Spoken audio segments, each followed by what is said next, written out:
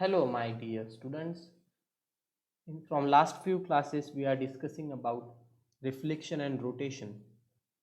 Reflection about a line passing through origin making an angle theta with positive x-axis, and rotation of a line segment through an angle phi making an angle theta with positive x-axis. So in this class we are going to discuss very interesting theorem. So if we are having an orthogonal transformation from R2 to R2, then it should be either a rotation or a reflection. So if it is rotation, then you know what is the rotation matrix and what happens to the resultant vector. Resultant vector in the sense that r cos theta, r sin theta. Chalo, let us go a little bit back. Yes, so this is regarding reflection about a line passing through origin. This is our reflection matrix. Now observe one thing. What is the determinant of reflection matrix? -1, right? Minus cos square theta minus sin square theta. So if you take minus common, it will be cos square theta plus sin square theta, that is 1. So determinant of reflection matrix is -1, just note that. And determinant of this rotation matrix is going to be what? 1. Cos square phi plus sin square phi, so that is going to be what? 1. Just note it. So this is called as I am going to call this as resultant vector x, that is r cos theta, r sin theta. So yes, so what I will say, first of all I will write down the given things. So I will say let T from R2 to R2 be an orthogonal linear transformation, and we have to show that T is either a rotation about origin or it is a reflection about a line passing through origin. Now what I am going to do is, since this T is an orthogonal linear transformation, so it is a linear transformation as well, right?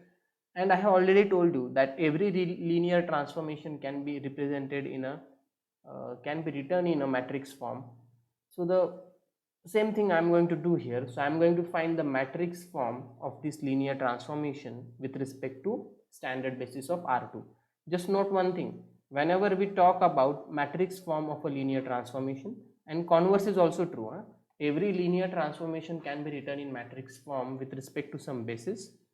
And if you are having some matrix that can be written or that can be converted into what? A linear transformation, that we have discussed in second year, I guess. And the map was, if you are having certain matrix A, then what was the corresponding linear transformation? T of x is equal to Ax, right? So yes, so this thing we have discussed last time. And what about if you are having a linear transformation? If we are having a linear transformation from V to W and we want some basis sets, let me say V1, V2 up to Vn is basis of V, and W1, W2 up to Wm is basis of W, then what we can do is just focus on the basis of the domain. So we will find T of V1, T of V2 and so on up to what? T of Vn, and we will express each of them as a linear combination of W1, W2 up to Wm, because this T of V1, T of V2 and T of Vn will be elements of W. Now since this is a basis of W, this T of V1 can be written in linear combination of what? Elements of W, alpha m, Wm, beta I use some alpha 1 1, alpha 1 2 up to alpha 1m. Similarly for T of V2, alpha 2 1, W1 plus so on alpha 2m, Wm, and this will be continued.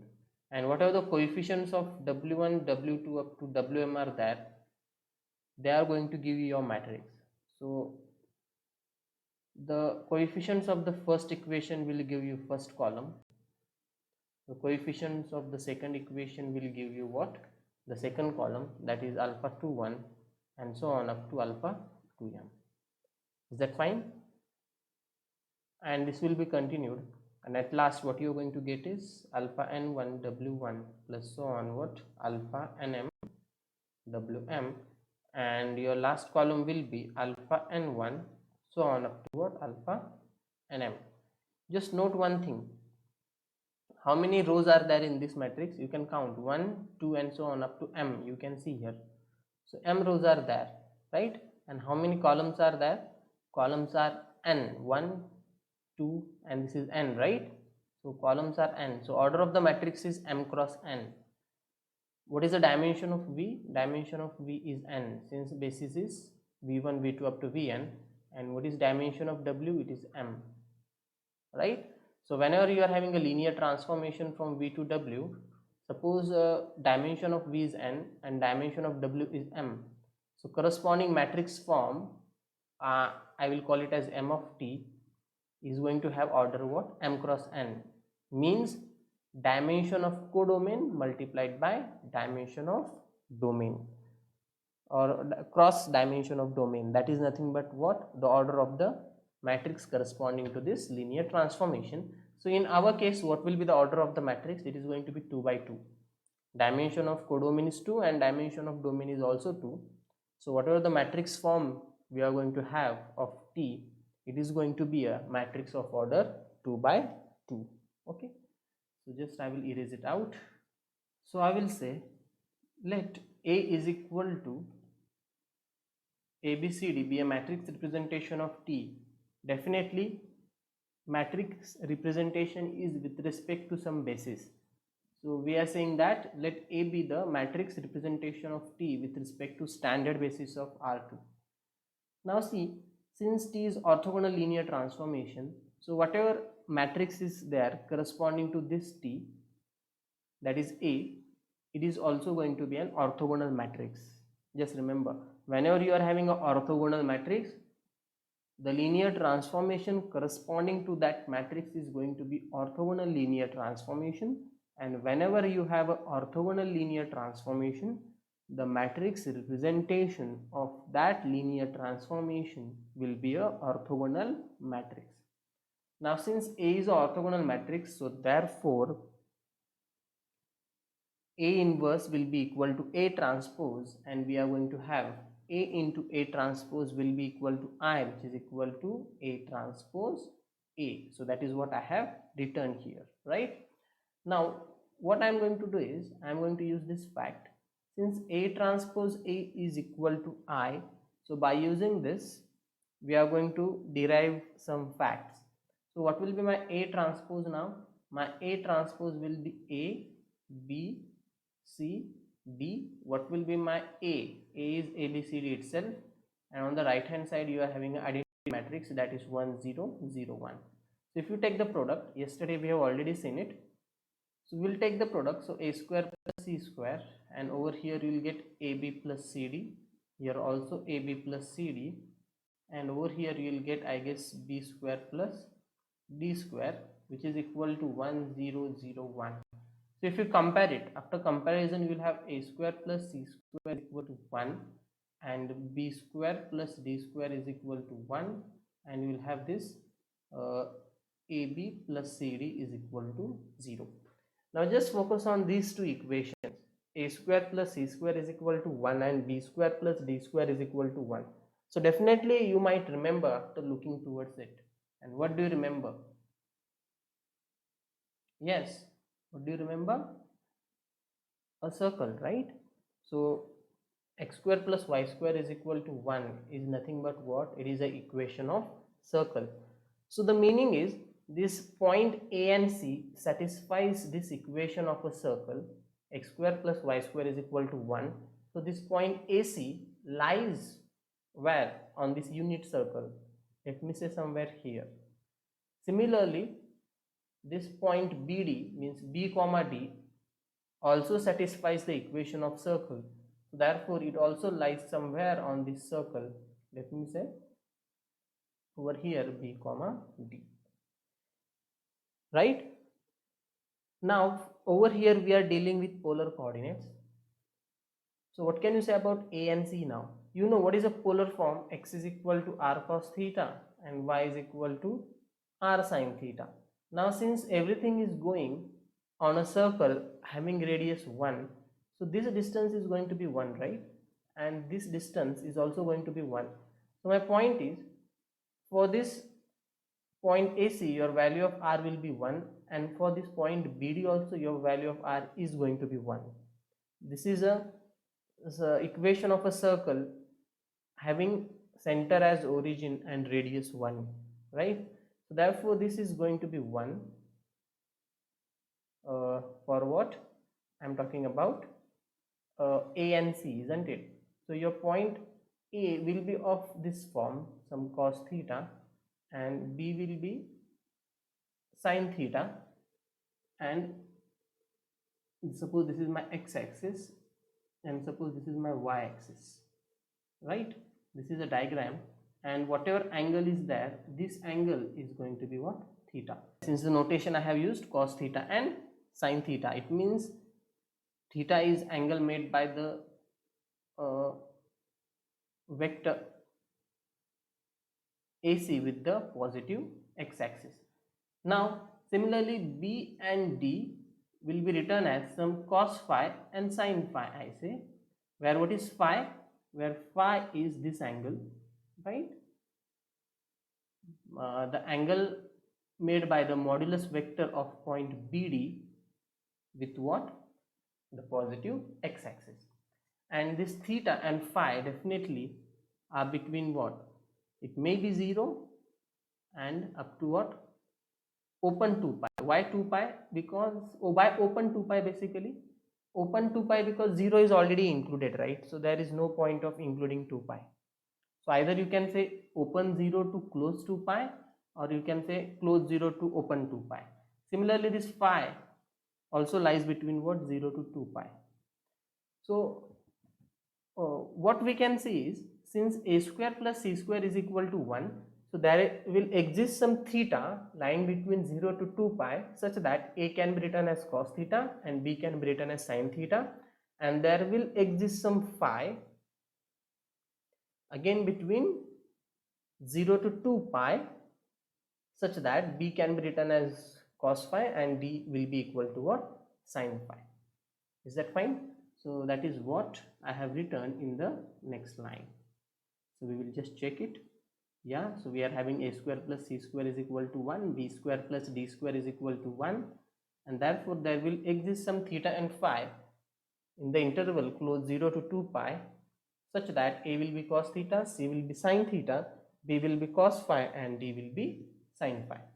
Now since your A is an orthogonal matrix, what can you say about determinant of A?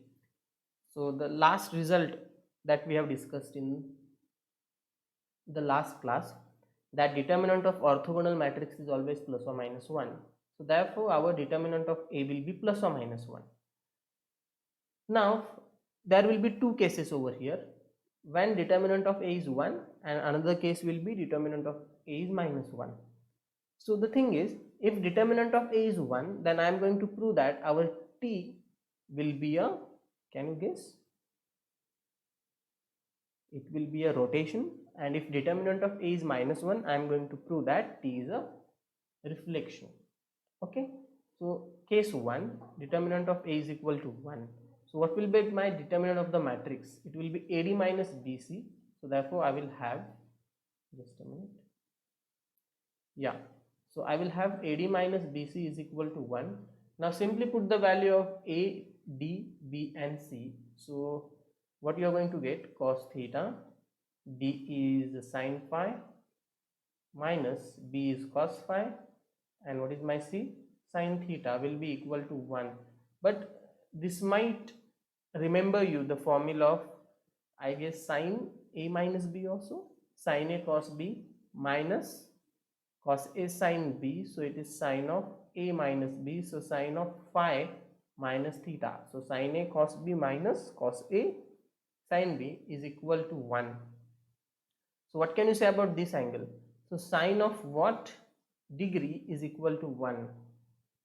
Yes, sine of 90 is 1, right? So in radians it will be pi by 2. So I'll say phi minus theta should be equal to pi by 2.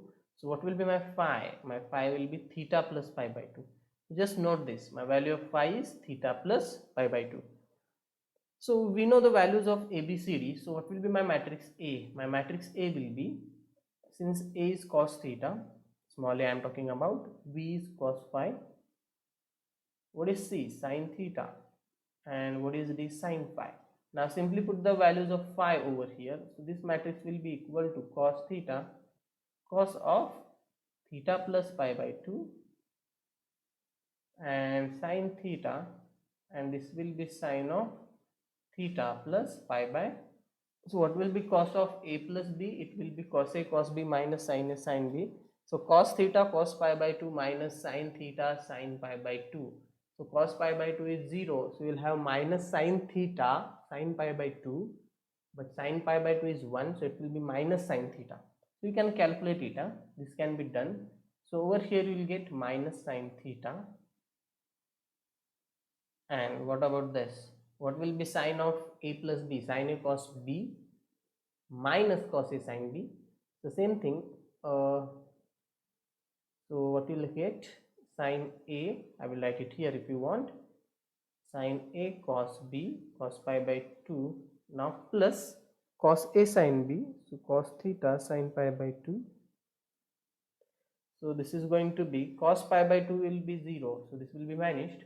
Sine pi by 2 is 1. So you are going to left with what? Cos theta. So what is this then? Cos theta minus sine theta, cos theta. You are familiar with this. What is the determinant of this matrix? Cos square theta plus sine square theta, that is 1. So if the determinant is 1, then we should have what? A rotation there. But we are going to prove it is a rotation by multiplying it by what? That r cos t and r sin t in this case. Okay. So I will go down now. So I have substituted the values of A, B, C, D. So you got sine of phi minus theta, which is equal to 1. So phi minus theta will be pi by 2. So phi will be theta plus pi by 2. And just my A is this one. Substituted the values and you got this. Now we will prove that this is nothing but rotation. So in order to prove it is a rotation, we will multiply this A matrix by what? Our x is equal to r cos t comma r sin t transpose. Okay, and we'll show that this vector is rotated by what? By an angle theta. So that is what I have done. So for any x is equal to r cos t, r sin t transpose t belonging to closed 0 open 2 pi, this we have already done in the last class. So ax, so simply take the product, and by doing certain calculations you can see it is r cos theta plus t and r sin theta plus t. So what are the changes in x? So this matrix A has rotated this vector x by an angle theta. So therefore you got theta plus t here, and therefore I'll say this resultant vector is rotated in angle theta, and therefore t is a rotation. Now case 2 is if determinant of A is minus 1, so AD minus BC is equal to minus 1 naturally. So substitute the value of ABCD, similar calculations. So you'll get sine of phi minus theta again. So now sine of phi minus theta is equal to minus 1. So what should be my phi minus theta then? So I hope you might remember all silver teacups. So all silver teacups, isn't it? So all are positive. So sine is positive. So definitely this phi minus theta will not be in first quadrant, second quadrant. Tan is positive. It may be here and it may be here. So definitely the angle is greater than pi. So what should be it then? Yes. So if you think of 3 pi by 2, what will be sine of 3 pi by 2? So sine of 3 pi by 2 is nothing but sine of pi plus pi by 2. And what is sine of A plus B? It is sine A cos B plus cos A sine B. So sine A cos B plus cos A sine B. So as you know, sine pi is always 0. So this first term will become 0 and cos pi is minus 1. So you're left with minus sine pi by 2. But sine pi by 2 is 1. So you'll get minus 1. So what should be your phi minus theta? Your phi minus theta should be 3 pi by 2. Okay. And from that you will get the value of phi, and it will be theta plus 3 pi by 2. and that is what I have done here. So phi is theta plus 3 pi by 2. Now using these values in A in this way, and by doing certain calculations you can do now cos A plus B and sin A plus B. That can be done by you. I leave it to you, that thing. Then you will find that your A will be somewhat like this: sin theta, cos theta, sin theta and minus cos theta, and you can see that the determinant is minus cos square theta minus sin square theta, which is minus 1.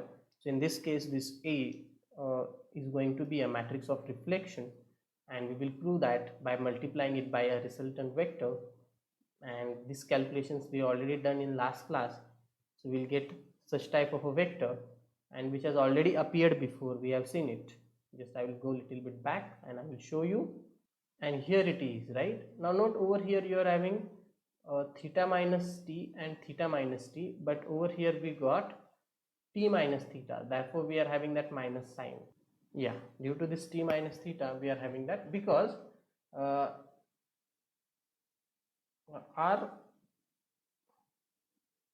this r cos of t minus theta is exactly equal to r cos of theta minus t, because cos is a even function, but r sin of t minus theta is equal to what? R sin of, if you take that minus sign out, then it will be theta minus t, but sine is odd function, so that minus sign will come out and it will be minus r sin of theta minus t, and which is exactly just I have shown you, right? It is exactly the same. So therefore now the resultant vector has been translated in a line y is equal to tan theta by 2x. Now why theta by 2 is that? Because our matrix is containing what? Theta, right? Our matrix is containing theta and not 2 theta. If our matrix contains 2 theta, then in that case our line of reflection will be tan theta x. But since it is containing theta, so it is theta by 2. I have explained this in the last class as well, and therefore you can say that t is a reflection, and that is what we wanted to prove. So therefore we have proved that if we are having an orthogonal linear transformation from R2 to R2, so it is either a reflection about a line passing through origin, or it is a rotation about a origin. So that's all for today. In the next class we are going to solve some examples on it. So thank you. Have a good day.